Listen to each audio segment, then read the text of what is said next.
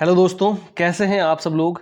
आज 27 जुलाई 2025 को अधीनस्थ बोर्ड ने लाइब्रेरी थर्ड ग्रेड का एग्ज़ाम कराया है। उसमें मैं आपके ये सेकंड पेपर का सॉल्यूशन लेकर आया हूं जो आपके लाइब्रेरी साइंस से रिलेटेड है। ये पेपर आपको ऑनलाइन बहुत कम जगह मिलेगा। मैंने बहुत मेहनत किया आपके सही उत्तर निकालने के लिए, तो वीडियो को पूरा देखना और अगर वीडियो अच्छा लगे तो चैनल को सब्सक्राइब कर लेना। ये आपको पूरा पेपर सॉल्यूशन यहाँ मिलने वाला है, 1 से लेके 100 सारे क्वेश्चन आपको मिलेंगे। एक भी क्वेश्चन मैंने छोड़ा नहीं है और जितना जल्दी हो सके उतना मैं इसका सॉल्व कराने की कोशिश करूँगा, तो वीडियो के साथ बने रहिए। चलिए शुरू करते हैं। पहला क्वेश्चन है, कॉलन वर्गीकरण में टी से जेड तक विषयों को उनके निम्न क्रम में व्यवस्थित किया गया है। तो मतलब कौन से क्रम में व्यवस्थित किया गया है इसमें, तो इसमें ऑप्शन ए सही हो जाएगा, बढ़ती हुई कृत्रिमता के अनुसार, यानी आर्टिफिशियलिटी के इंक्रीजिंग ऑर्डर में। ठीक है, ऑप्शन ए यहाँ बिल्कुल सही हो जाएगा। नेक्स्ट देखिए, यूडीसी यानी सार्वभौमिक दशमलव वर्गीकरण एक पुस्तकालय वर्गीकरण योजना है। ये किसके द्वारा विकसित की गई थी, तो ये विकसित की गई थी पॉल ऑटलेट और हेनरी ला फोंटेन के द्वारा। ठीक है, तो ऑप्शन सी यहाँ बिल्कुल सही हो जाएगा, पॉल ऑटलेट और हेनरी ला फोंटेन। नेक्स्ट देखिए क्वेश्चन नंबर 3, निम्नलिखित में से कौन सी वर्गीकरण योजना विषयों की व्यवस्था में व्युत्क्रमित बैकोनियन वर्गीकरण का उपयोग करती है, तो इसमें सही हो जाएगा ऑप्शन सी, डीडीसी यानी डेवी दशमलव वर्गीकरण। ओके, डेवी डेसिमल क्लासिफिकेशन, तो ऑप्शन सी यहाँ बिल्कुल सही हो जाएगा तीसरे में। नेक्स्ट देखिए क्वेश्चन नंबर 4, डीडीसी में प्रयुक्त संकेतन है, तो इसमें कौन सा संकेतन है, शुद्ध संकेतन, ऑप्शन डी यहाँ बिल्कुल सही हो जाएगा। नेक्स्ट देखिए क्वेश्चन नंबर 5, कॉलन वर्गीकरण में मिस्टिसिज्म मुख्य श्रेणी को दर्शाने के लिए निम्न चिन्ह का उपयोग किया जाता है, तो कौन सा चिन्ह करते हैं, ये डेल्टा है ना, ऑप्शन डी यहाँ बिल्कुल सही हो जाएगा। नेक्स्ट देखिए, यूडीसी में दो वर्ग संख्या के क्रम को निर्धारित करने के लिए निम्नलिखित प्रतीक का उपयोग किया जाता है, तो वो किया जाता है फॉरवर्ड स्लैश का, यहाँ पर भी ऑप्शन डी बिल्कुल सही हो जाएगा। नेक्स्ट देखिए क्वेश्चन नंबर 7, पुस्तकालय वर्गीकरण में संक्षिप्तता की विशेषता मानी जाती है, तो इसमें क्या हो जाएगा, इसमें हो जाएगा संकेतन, इसमें भी ऑप्शन डी बिल्कुल सही है, संकेतन। ठीक है, चलिए नेक्स्ट क्वेश्चन देखिए 8 नंबर, होमोनिम का सिद्धांत के अनुसार संकेत धरातल में एक वर्ग संख्या को क्या दर्शाना चाहिए, तो इसमें सही हो जाएगा एक विषय और उसके प्रभागों को। ठीक है, एक विषय और उसके सब्जेक्ट और उसके डिविजन्स को, ऑप्शन डी यहाँ बिल्कुल सही हो जाएगा। नेक्स्ट देखिए 9 नंबर, निम्नलिखित में से कौन सा कॉलन वर्गीकरण में एम्प्टिंग अंक नहीं है, तो 9 में सही हो जाएगा ए, यानी ऑप्शन सी है ना, ए सही है, ऑप्शन ए नहीं, ऑप्शन तो सी है, ए यहाँ पे सही उत्तर है, ऑप्शन सी। नेक्स्ट देखिए 10 number question, doctor SR. Ranganathan ने विशेष वर्गीकरण योजनाओं को कहा था, तो क्या कहा था, विशिष्ट वर्गीकरण योजना। ठीक है, तो विशेष वर्गीकरण योजना क्या कहा था, विशिष्ट वर्गीकरण योजना, ऑप्शन सी यहाँ बिल्कुल सही हो जाएगा 10वें में। नेक्स्ट 11वां क्वेश्चन, एक संयुक्त विषय वह विषय है जिसमें शामिल होता है, क्या शामिल होता है, जिसमें केवल 2 मूल विषय होते हैं, ऑप्शन ए यहाँ बिल्कुल सही हो जाएगा। नेक्स्ट देखिए 12 नंबर क्वेश्चन, कॉलन वर्गीकरण में ए से एम तक के विषय निम्न आधार पर व्यवस्थित होते हैं, तो होते हैं बढ़ती मूर्तता के हिसाब से। ठीक है, बढ़ती मूर्तता के अनुसार, ऑप्शन ए बिल्कुल सही है। नेक्स्ट 13 नंबर क्वेश्चन, कॉलन वर्गीकरण के किस संस्करण में 2 खाली अंकों का लगातार उपयोग करने की अवधारणा पेश की गई थी, तो इसका सही उत्तर हो जाएगा तीसरा। कौन सा संस्करण है, तीसरा संस्करण। नेक्स्ट देखिए क्वेश्चन नंबर 14, इंडो अरबी अंकों के आधार में रिक्त अंक होता है, तो कौन सा होता है, ऑप्शन बी, यानी जीरो इंडो अरबी अंकों में रिक्त अंक होता है। नेक्स्ट देखिए 15 नंबर क्वेश्चन, पुस्तकालय विज्ञान में किसी विशेष विषय के विकास में प्रयुक्त होने वाले विषयों को क्या कहा जाता है, उसको कहा जाता है टूल विषय। ठीक है, टूल सब्जेक्ट्स कहा जाता है, ऑप्शन ए। नेक्स्ट देखिए, डीडीसी में 100 से 600 तक मुख्य श्रेणियां निम्न से संबंधित है, तो किससे संबंधित है, यह है तर्क से। ठीक है, किससे संबंधित है, तर्क यानी रीजनिंग से संबंधित है। नेक्स्ट देखिए 17 नंबर, यूडीसी की रूपरेखा का संशोधन रूप में उपयोग करता है, तो इसमें सही हो जाएगा डीडीसी, यानी ऑप्शन बी, DDC बहुत क्वेश्चंस का उत्तर है, ये बहुत इंपॉर्टेंट टॉपिक है और बहुत सवाल इसके आए हैं। ठीक है, तो ऑप्शन बी सही हो जाएगा 17 का। 18वां देखिए, कैटलॉग शब्द की उत्पत्ति यूनानी शब्द किससे हुई है? कैटालॉगस से। ठीक है, तो ऑप्शन बी यहाँ बिल्कुल सही हो जाएगा, कैटालॉगस। 18 में हो जाएगा ऑप्शन बी। 19 नंबर देखिए, किसने पुस्तकालय सूची को इस रूप में परिभाषित किया है कि दस्तावेजों की एक सूची जो किसी निश्चित योजना के अनुसार व्यवस्थित होती है। यह एक ग्रंथ सूची से इस प्रकार भिन्न है कि यह किसी पुस्तकालय या संग्रह की पुस्तकों की सूची होती है। तो इसमें सही उत्तर क्या हो जाएगा? C.A. कटर, है ना, ये किसकी परिभाषा है? C.A. कटर की, ऑप्शन ए। 20 नंबर देखिए, एक पुस्तकालय सूची कार्ड का सार्वभौमिक रूप से अपनाया गया आकार क्या है? तो वो है 12.5 centimetre into 7.5 centimetre, 12.5 into 7.5 centimetre. ठीक है, तो ऑप्शन ए यहाँ बिल्कुल सही हो जाएगा। नेक्स्ट देखिए 21 नंबर क्वेश्चन, राष्ट्रीय पुस्तकालय कोलकाता अपनी सूची किस रूप में छापता है? तो वो छापता है मुद्रित पुस्तक रूप में। ठीक है, मुद्रित पुस्तक रूप में, ऑप्शन सी बिल्कुल सही है। नेक्स्ट देखिए क्वेश्चन नंबर 22, एक थिसॉरस में आरटी पद का क्या अर्थ है? आरटी पद का क्या अर्थ है? Related term. ठीक है, ऑप्शन डी यहाँ बिल्कुल सही हो जाएगा, रिलेटेड टर्म, आरटी। नेक्स्ट देखिए 23 नंबर क्वेश्चन, किसी सूचीकृत भाषा को मनुष्यों के बीच उनके दैनिक जीवन में विचारों के संचार के लिए विकसित किया गया है। तो इसमें कौन सा उत्तर सही हो जाएगा? ऑप्शन ए, प्राकृतिक अनुक्रमणीकरण भाषा। ठीक है, ऑप्शन ए। 24 नंबर क्वेश्चन देखिए, निम्नलिखित में से कौन कीवर्ड अनुक्रमण में अग्रणी है? कीबोर्ड अनुक्रमण में कौन अग्रणी है? तो इसका सही उत्तर हो जाएगा HP लुहन, यानी ऑप्शन सी इसमें बिल्कुल सही हो जाएगा। ठीक है, 24 में। 25 देखिए, किसी खोज युक्ति में प्रत्याहन यानी रिकॉल और परिशुद्धता यानी प्रेसिशन एक दूसरे से किस प्रकार से संबंधित होते हैं? तो वो होते हैं व्युत्क्रमानुपाती, व्युत्क्रमानुपाती यानी इन्वर्सली प्रोपोर्शनल होते हैं, ऑप्शन ए। 26 देखिए, 26 में क्या है? LCSH के 1910 से 1914 में आने के पश्चात निम्नलिखित में से कौन सी विषय शीर्षक सूची बंद कर दी गई थी? तो वो कर दी गई थी ALA विषय शीर्षक सूची, यानी ऑप्शन डी। ठीक है, 26 में हो जाएगा ऑप्शन डी। 27 में देखिए, निम्नलिखित में से कौन सी डॉक्टर S.R. रंगनाथन द्वारा श्रृंखला अनुक्रमणीकरण में दी गई कड़ी नहीं है? तो वो है मिथ्या कड़ी, ऑप्शन सी इसमें बिल्कुल सही हो जाएगा। नेक्स्ट देखिए 28 नंबर, पुस्तकालय विज्ञान के संदर्भ में प्रेसिस में सी अक्षर क्या दर्शाता है? सी अक्षर दर्शाता है कॉन्टेक्स्ट। ठीक है, तो ऑप्शन सी इसमें बिल्कुल सही हो जाएगा। आपको अगर वीडियो अच्छा लग रहा है तो आप चैनल को सब्सक्राइब कर दो और वीडियो को लाइक कर दो यहीं पर। नेक्स्ट क्वेश्चन देखिए 29 नंबर, प्रेसिस में एक व्युत्क्रमित संरूप उपयोग किया जाता है। निम्नलिखित में से कौन सा भूमिका प्रचारक यानी रोल ऑपरेटर दस्तावेज शीर्षक के प्रमुख पद के रूप में प्रकट होता है? तो वो है ऑप्शन डी, एक। ठीक है, 29 में हो जाएगा ऑप्शन डी, एक। नेक्स्ट क्वेश्चन देखिए 30वां, पॉप्सी एक अनुक्रमणीकरण भाषा निम्न के द्वारा विकसित की गई थी। तो किसके द्वारा की गई थी ये? डॉक्टर नील मैगन, डॉक्टर नील मैगन, यानी ऑप्शन बी इसमें बिल्कुल सही हो जाएगा। 31 नंबर देखिए, फ्री फ्लोटिंग सब डिवीजन किसका एक भाग है? तो वो है किसका? LCSH का। ठीक है, यानी library of Congress subject headings. ठीक है, ऑप्शन डी यहाँ बिल्कुल सही हो जाएगा, LCSH। 32 नंबर क्वेश्चन देखिए, एक थिसॉरस पदों के बीच निम्नलिखित संबंध को व्यक्त करता है। तो इसमें क्या सही हो जाएगा? ये शब्दार्थ विषयक संबंध, ऑप्शन एक यहाँ बिल्कुल सही हो जाएगा। ठीक है, 32 में। और नेक्स्ट क्वेश्चन देखते हैं 33 नंबर, सायर्स की विषय शीर्षक सूची पहली बार निम्न वर्ष में प्रकाशित हुई थी। तो किस वर्ष में हुई थी ये हुई थी 1923 में, ऑप्शन डी यहाँ बिल्कुल सही हो जाएगा। बहुत जल्दी आपको सारे क्वेश्चन करवाने लग रहा हूँ।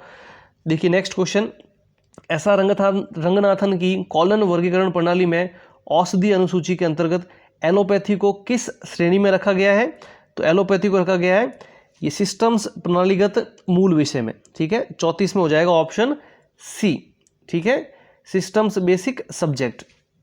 नेक्स्ट देखिए 35 नंबर, सूक्ष्म जीव विज्ञान का निर्माण निम्नलिखित आधार पर किया जाता है। तो किसके आधार पर?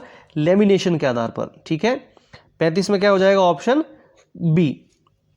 36 नंबर देखिए, निम्नलिखित में से कौन सा डॉक्टर एस आर रंगनाथन द्वारा किए गए विषय निर्माण की विधियों में शामिल नहीं है? तो 36 में क्या हो जाएगा? अनाच्छादन, यानी ऑप्शन ए। ठीक है, 36 में हो जाएगा ऑप्शन ए। 37 नंबर देखिए, कॉलन वर्गीकरण के बाद के संस्करणों में विषय निर्माण की क्लस्टरिंग विधि का नाम बदलकर क्या कर दिया गया था? तो वो कर दिया गया था एनेक्सेशन विधि, ऑप्शन बी। ठीक है, 37 में हो जाएगा ऑप्शन बी। 38 देखिए, मुख्य विषय सामाजिक विज्ञान को शिक्षा, कानून आदि में विभाजित करने को कहा जाता है। क्या कहा जाता है? विखंडन, ऑप्शन सी यहाँ बिल्कुल सही हो जाएगा 38 में। 39 देखिए, नए विषय को श्रृंखला के अंत में जोड़ने की विधि को क्या कहा जाता है? तो वो कहा जाता है बहिर्वेशन। ठीक है, बहिर्वेशन, ऑप्शन ए यहाँ बिल्कुल सही हो जाएगा। 40 नंबर देखिए, फ्यूजन ऑफ सब्जेक्ट में कितने विषय उपलब्ध हैं? तो वो है 2 विषय। ठीक है, 40 में ऑप्शन 2। 41 देखिए, साइनोलॉजी विषय को ज्ञान जगत में विषय निर्माण की किस विधि के अंतर्गत वर्गीकृत किया जाता है? तो 41 में सही उत्तर हो जाएगा क्लस्टरिंग, ऑप्शन ए। ठीक है, 42 नंबर देखिए, जब कोई विचार विभिन्न क्षेत्रों में प्रयोग किया जाता है और उससे एक नया विषय विकसित होता है तो विषय निर्माण की इस विधि को क्या कहा जाता है? इसको कहा जाता है आसवन प्रकार 2। ठीक है, ऑप्शन बी यहाँ बिल्कुल सही हो जाएगा। नेक्स्ट देखिए 43, एक मूल विषय वह विषय होता है जो निम्न रूप में अस्तित्व में रह सकता है। तो इसका सही उत्तर क्या हो जाएगा? स्वतंत्र रूप में। मूल विषय वही होगा जो स्वतंत्र रूप से अस्तित्व में रह सकता है। नेक्स्ट 44 देखिए, कॉलन वर्गीकरण के 7वें संस्करण में लगभग कितने मूल विषय हैं? ठीक है, तो उसमें है अपने 779, 779 मूल विषय है। 44 में हो जाएगा ऑप्शन बी। नेक्स्ट देखिए 45, अनुसंधान प्रणाली विज्ञान निम्नलिखित में से किस विषय निर्माण की विधि से बनाया गया है? तो वो है आसवन प्रकार 2, ऑप्शन सी इसमें बिल्कुल सही हो जाएगा। नेक्स्ट देखिए 46, पुस्तकालय विज्ञान के संदर्भ में संक्षिप्त रूप APUPA में यू का क्या अर्थ होता है? तो यू का होता है अम्ब्रल, ऑप्शन सी यहाँ बिल्कुल सही हो जाएगा। नेक्स्ट देखिए 47, वेदों के अनुसार निम्नलिखित में से कौन सा विषय एक विभाजन नहीं है? कौन सा विभाजन नहीं है? तो ये हो जाएगा ऑप्शन ए, राजनीति। ठीक है, 47 में हो जाएगा ए। नेक्स्ट देखिए 48, जेम्स डफ ब्राउन द्वारा कौन सी वर्गीकरण योजना विकसित की गई थी? तो 48 में हो जाएगा विषय वर्गीकरण। जेम्स डफ ब्राउन द्वारा कौन सी वर्गीकरण योजना विकसित की गई थी? विषय वर्गीकरण, ऑप्शन ए। 49 देखिए, डॉक्टर SR रंगनाथन द्वारा प्रस्तुत पुस्तकालय वर्गीकरण के गतिशील सिद्धांत में गतिशील शब्द का क्या अर्थ था? तो वो था नए विषयों को आसानी से समाहित करने की क्षमता, ऑप्शन ए इसमें बिल्कुल सही है। 50 नंबर क्वेश्चन देखिए, पुस्तकालय में वर्गीकरण प्रणाली का उपयोग करके किसी पुस्तक का वर्गीकरण करने वाले व्यक्ति को क्या कहा जाता है? तो 50 में हो जाएगा क्या? क्लासीफायर, ऑप्शन सी इसमें बिल्कुल सही हो जाएगा, क्लासीफायर। लगभग सारे अक्षर एक जैसे हैं तो कंफ्यूज नहीं होना है। आप मुझे कमेंट बॉक्स में ज़रूर बताना कि आपके कितने मार्क्स बन रहे हैं। 51 देखिए, समनामों यानी होमोनिम्स की समस्या का सामना वर्गीकरणकर्ता को पर करना पड़ता है। तो क्या किस पे? संकेत धरातल पर। ठीक है, ऑप्शन बी बिल्कुल सही हो जाएगा। नेक्स्ट देखिए 52, स्थायित्व का उपसूत्र कैनन किस धरातल का हिस्सा है? तो हो जाएगा ऑप्शन ए, संकेत धरातल का। ठीक है, इसमें भी संकेत धरातल हो जाएगा।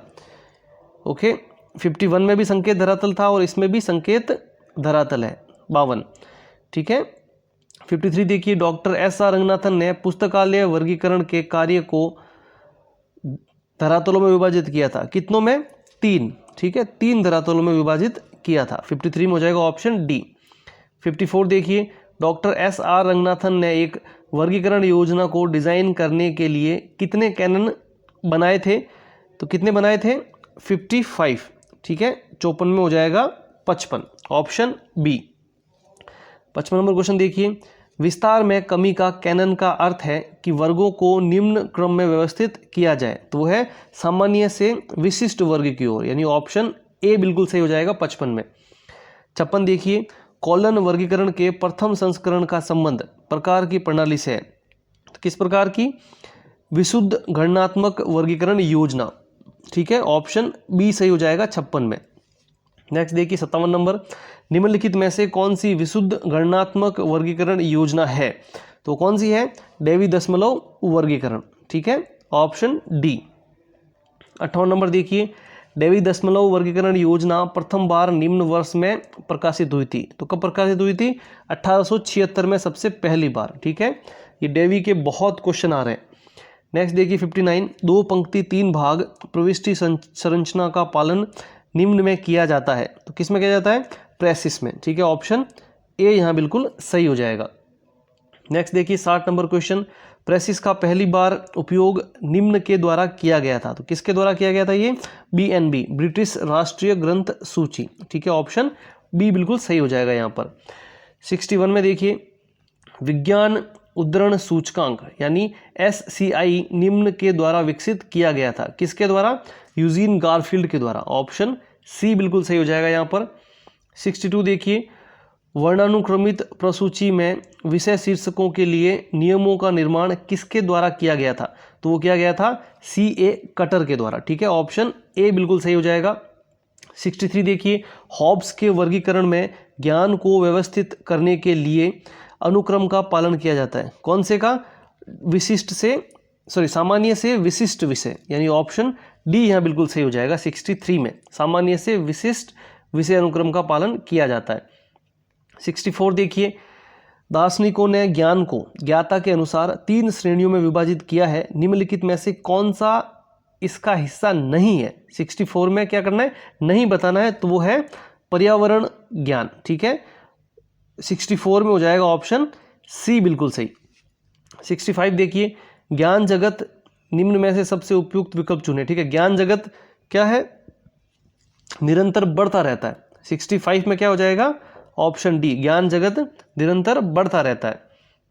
66 देखिए, मोक्ष निम्नलिखित ज्ञान वर्गीकरण में एक श्रेणी है, तो किसमें है? वैदिक वर्गीकरण में, ऑप्शन सी यहाँ बिल्कुल सही हो जाएगा 66 में। 67 देखिए, ज्ञान जगत में निम्नलिखित शामिल है, तो क्या है? मूल विषय और केंद्रित विचार, ऑप्शन सी बिल्कुल सही है इसमें। 68 देखिए, जब ज्ञान जगत को पहली विशेषता यानी क्रम 1 की सारणी के आधार पर विभाजित किया जाता है, तो निम्नलिखित विकसित होते हैं, क्या होते हैं? मुख्य विषय, ऑप्शन डी बिल्कुल सही हो जाएगा यहाँ पर।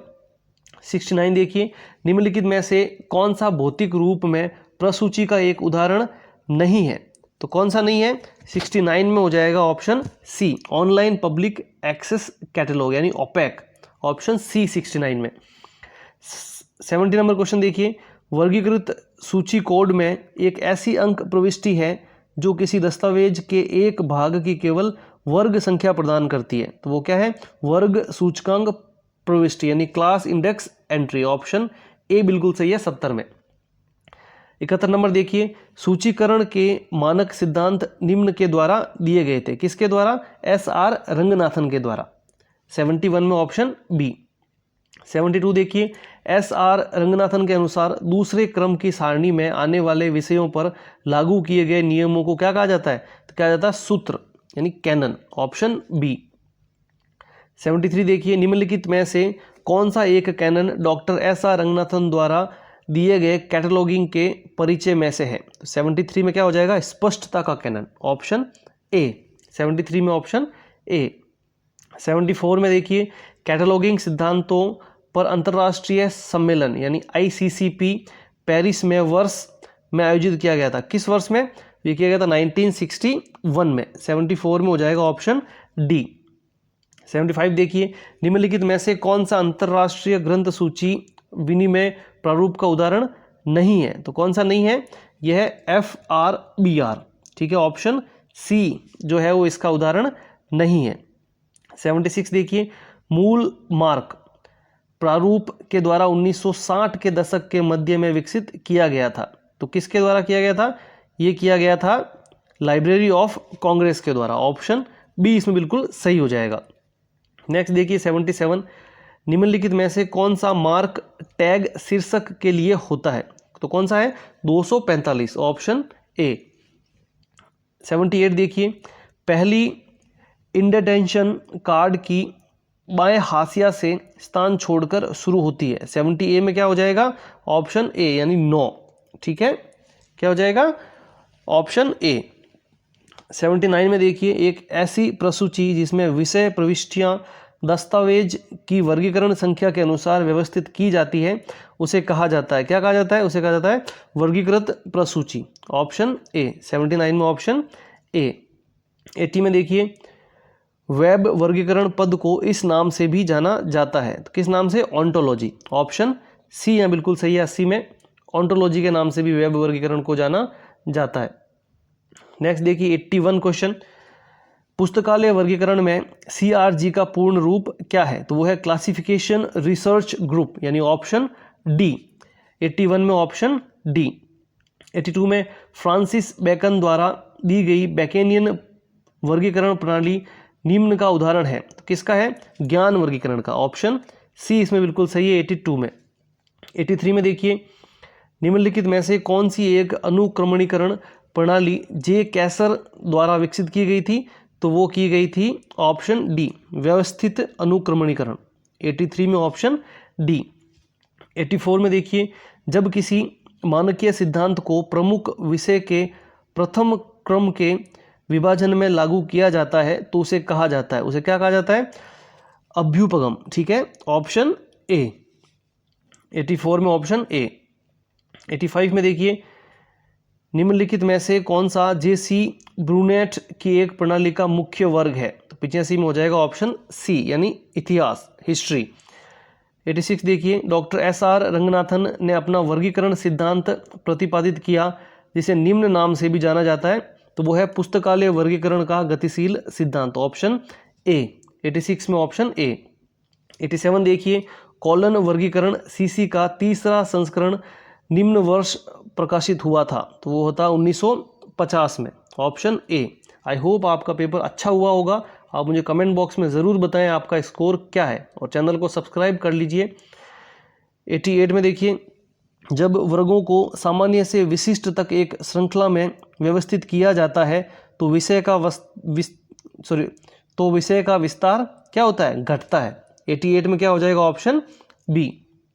89 में देखिए, निम्नलिखित में से कौन सा पुस्तकालय प्रसूचीकरण में उपयोग किया जाने वाला एक शब्दावली नियंत्रण उपकरण है? तो वो कौन सा है? विषय शीर्षक सूची। 89 में ऑप्शन ए। 90 नंबर देखिए, थिसोरस में निम्नलिखित में से कौन सा गैर पदानुक्रमित संबंध का उदाहरण है? तो 90 में हो जाएगा ऑप्शन सी, साहचर्य यानी एसोसिएटिव संबंध। ठीक है, 90 में ऑप्शन सी। 91 नंबर देखिए, निम्नलिखित में से कौन सा ग्रंथ सूची मानक गैर पुस्तक सामग्री के लिए नहीं है? तो इसमें हो जाएगा ऑप्शन सी, यानी ISBD PM। ठीक है, ऑप्शन सी 91 में बिल्कुल सही हो जाएगा। 92 देखिए, FRBR गुण और संबंध वर्ष 2004 में निम्न के द्वारा विकसित किए गए थे। तो किसके द्वारा किए गए थे? Tom Delsey. ठीक है, ऑप्शन बी इसमें बिल्कुल सही हो जाएगा। 93 में देखिए, निम्नलिखित में से कौन सी मानक ग्रंथ सूची मानकों के अंतर्गत नहीं आती है? तो वो है ISBN, यानी ऑप्शन ए बिल्कुल सही हो जाएगा 93 में। 94 देखिए, पुस्तकालय विज्ञान के संदर्भ में मार्क का पूर्ण रूप क्या है? तो मार्क का पूर्ण रूप क्या है? Machine readable cataloguing. ठीक है, मशीन रीडेबल कैटलॉगिंग, यानी ऑप्शन डी बिल्कुल सही हो जाएगा 94 में। 95 देखिए, ISBD G वर्ष में प्रकाशित हुआ था। तो ISBD G किस वर्ष में प्रकाशित हुआ था? हुआ था 1977 में, 1977 में। ऑप्शन बी हमारा सही हो जाएगा यहाँ पे। 96 देखिए, AACR सेकंड का तीसरा संस्करण बनाने के बजाय एक पूरी तरह से नया कोड विकसित किया गया जिसे कहा जाता है, क्या कहा जाता है? उसे कहा जाता है RDA, संसाधन विवरण और अभिगम। ठीक है, ऑप्शन ए बिल्कुल सही हो जाएगा 96 में। 97 देखिए, सूची कोड में संपादक और अनुवादक को दस्तावेज की विषय वस्तु के लिए उत्तरदायी व्यक्ति नहीं माना जाता है। तो किसमें? सी यानी ट्रिपल सी इसमें सही उत्तर हो जाएगा 97 में, ट्रिपल सी सूची कोड में। ठीक है। 98 देखिए, पुस्तकालय विज्ञान में RDA का पूर्ण रूप क्या है? RDA का पूर्ण रूप क्या है? वो है रिसोर्स डिस्क्रिप्शन एंड एक्सेस। ठीक है, resource description and access, option A बिल्कुल सही हो जाएगा 98 में। 99 देखिए, FRBDR एक संकल्पनात्मक सत्ता संबंधता निर्देश है जिसे किसके द्वारा विकसित किया गया था? जिसे किया गया था IFLA के द्वारा विकसित। ठीक है, ऑप्शन डी यहाँ बिल्कुल सही हो जाएगा। अब आज का लास्ट क्वेश्चन, आपसे रिक्वेस्ट है आप चैनल को सब्सक्राइब कर लें और इस वीडियो को शेयर कर दें उन लोगों के साथ जिन्होंने ये एग्ज़ाम दिया था। पेपर को ढूंढने में और इसको सॉल्व करने में काफ़ी मेहनत लगी है, तो आई होप आप इसे अप्रिशिएट करेंगे। लास्ट क्वेश्चन है आज का, AACR 2R का संशोधित द्वितीय संस्करण किस वर्ष में प्रकाशित किया गया था? तो वो किया गया था 1988 में। ठीक है, इसमें भी AACR 2R का संशोधित द्वितीय संस्करण, ठीक है, दूसरे का भी संशोधित है, तो ये हो जाएगा सही उत्तर इसका 1988 यानी ऑप्शन सी। तो ये थे आज के 100 क्वेश्चन। आई होप आपको वीडियो अच्छा लगा होगा। मैंने पूरी कोशिश की है कि इसमें 100% एक्यूरेसी रहेगी।